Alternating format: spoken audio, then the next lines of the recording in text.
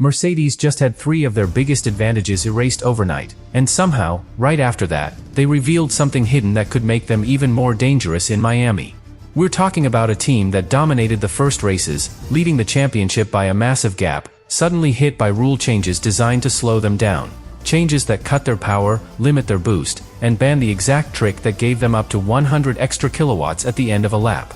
That should have ended their dominance. But it didn't.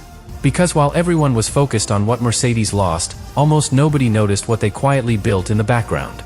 And this changes everything. If this hidden upgrade works the way insiders fear, Miami won't just be another race. It could be the moment Mercedes proves they were never actually beaten, just evolving faster than everyone else. At the start of the season, Mercedes wasn't just ahead, they were operating on a completely different level. 3 races. 3 clear signals. They weren't fighting for wins, they were controlling them. Lap by lap, corner by corner, everything looked calculated. Almost too clean. And here's what made it feel so uncomfortable for the rest of the grid.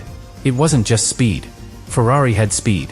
McLaren had moments. Even Red Bull, despite their issues, could still push in certain phases. But Mercedes had something else. Control over energy.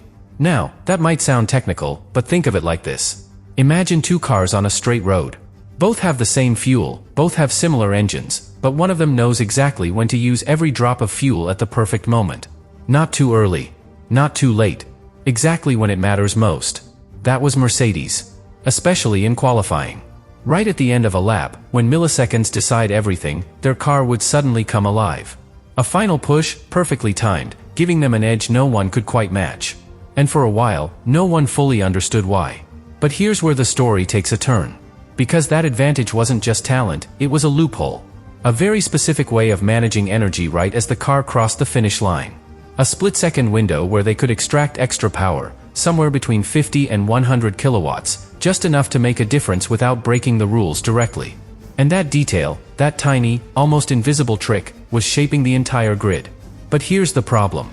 Once something like that gets discovered, it doesn't stay secret for long. The FIA stepped in. And when they did, they didn't just remove the trick. They rewrote the environment around it. New limits on energy. New restrictions on boost. New behavior for how the car handles excess power. 6 changes, all at once, approved just days before Miami. And suddenly, the advantage Mercedes built their dominance on, was gone. Or at least, that's what everyone thought. Because what happened next didn't look like panic. There was no dramatic reaction. No public frustration. No signs of a team that just lost its biggest weapon. Instead, silence. And in Formula 1, silence from a dominant team is never random.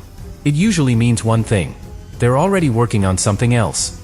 Something you're not supposed to see yet. And this is where the Real story begins. But here's where things stop being obvious, and start becoming dangerous. Because everyone in the paddock reacted the same way at first. Mercedes just lost their biggest weapon. No more last-second power trick. No more unfair advantage in qualifying. No more explosive boost in the most critical moments. On paper, it looked like a reset. Finally, Ferrari could close the gap. McLaren could fight back.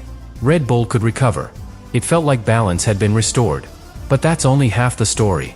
Because when you strip away advantages like that, you don't just slow a team down, you expose what's underneath. And what's underneath Mercedes is not just speed. It's structure. This is a team that has spent years building one of the most advanced energy systems in the sport. Not just hardware, but the intelligence behind it. The decision-making. The timing. The invisible layer. Now imagine this. Before Miami, the system was built to exploit every possible spike, every tiny window where extra performance could be squeezed out. Now, those spikes are gone. Everything becomes smoother. More predictable. More controlled. And that sounds like a limitation. But for Mercedes, it's an opportunity. Because when chaos disappears, precision becomes the most valuable weapon on the grid. And this is exactly where most teams start to struggle. Ferrari, for example, benefits from the changes, yes. They lose nothing from the ban trick, and the new limits actually bring them closer. But here's the deeper issue. Their strength was never about extreme precision in energy deployment. It was about balance, consistency, strong race pace. Now they're entering a phase where every micro-decision matters even more. Every release of energy. Every moment of deployment. And that's a different kind of pressure. Then there's Red Bull. The new rules help them too. Their biggest weakness, managing too much energy in the system, becomes less severe. But it doesn't disappear. Their car still has structural issues. weight, balance, instability. So while the rules reduce their problems, they don't solve them. And this is where the gap starts to close.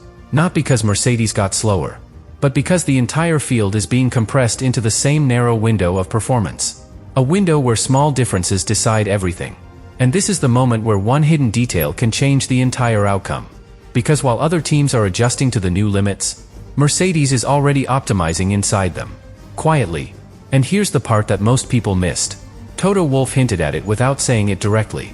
He talked about re-optimizing systems. About understanding how everything behaves under the new rules.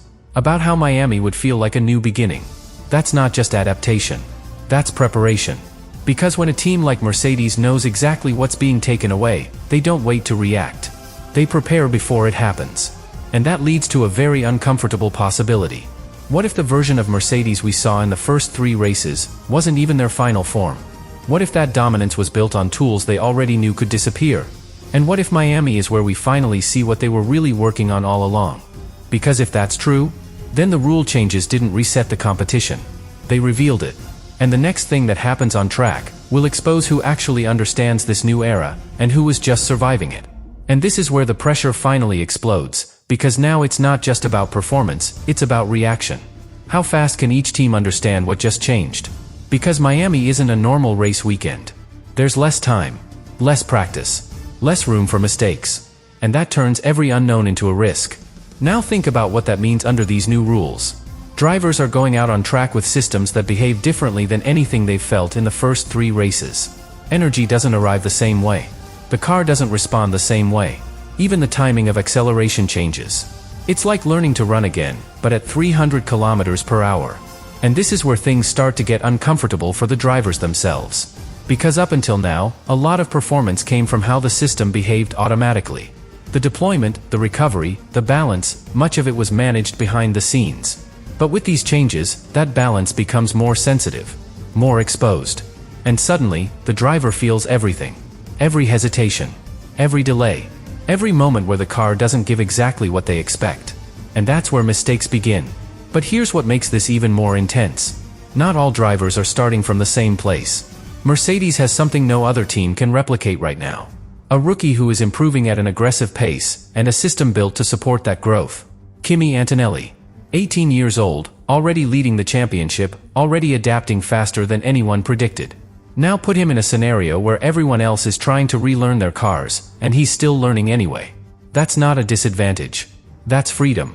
Because while others are trying to unlearn old behaviors, he's building new ones from scratch, directly inside this new rule set. And that changes how quickly Mercedes can adapt on track. Then there's George Russell. Precise. Calculated. One of the most consistent drivers when it comes to extracting maximum performance from a stable system. And that word again, stable. Because the new rules are pushing the sport toward stability. Less chaos. Fewer spikes. More control. Exactly the kind of environment where Russell becomes even more dangerous. So now you have a team that lost raw advantages, but gained a cleaner, more predictable system. A rookie adapting faster than expected. A driver built for precision. And an engineering group rewriting the way the car behaves behind the scenes. That combination doesn't collapse under pressure. It evolves. But here's where everything tightens even more. Because Miami isn't just about adapting to rules.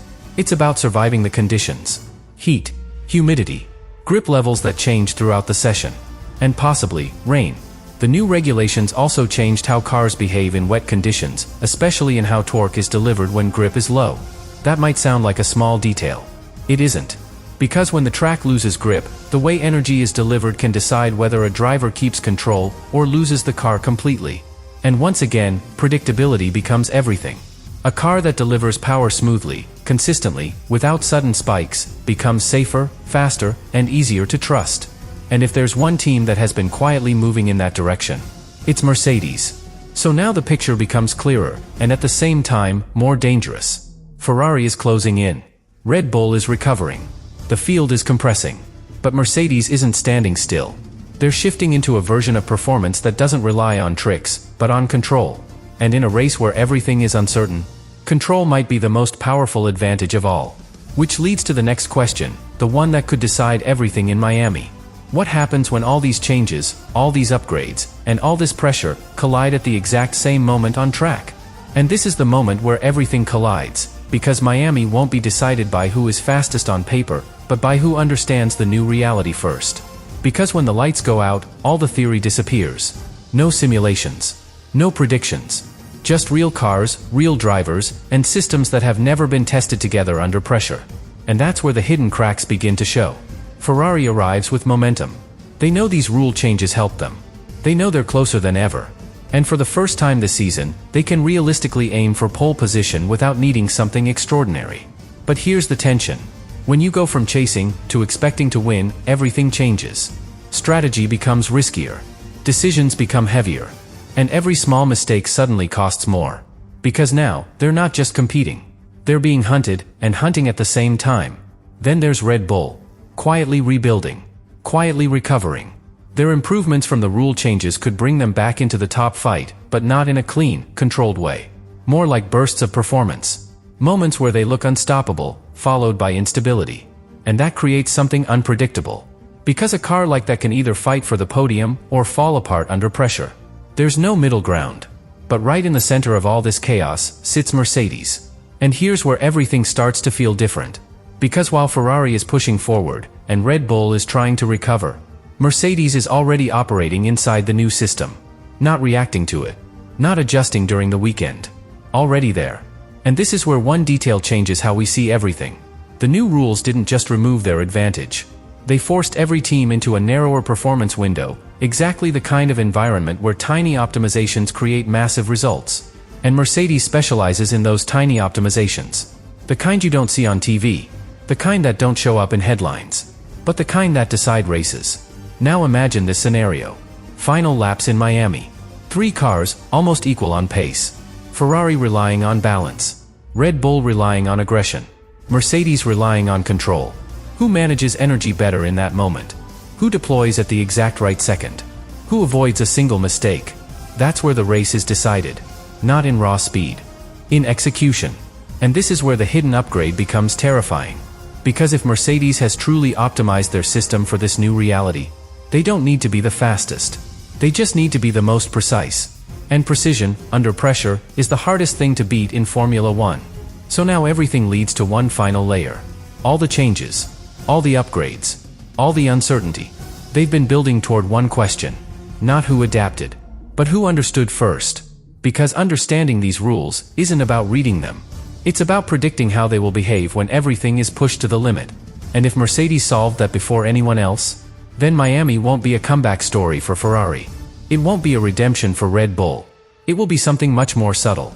Much more dangerous. A race where Mercedes doesn't dominate the headlines, but controls the outcome anyway. And if that happens, then the biggest change in Formula 1 wasn't the rules. It was the way one team learned to win without needing them.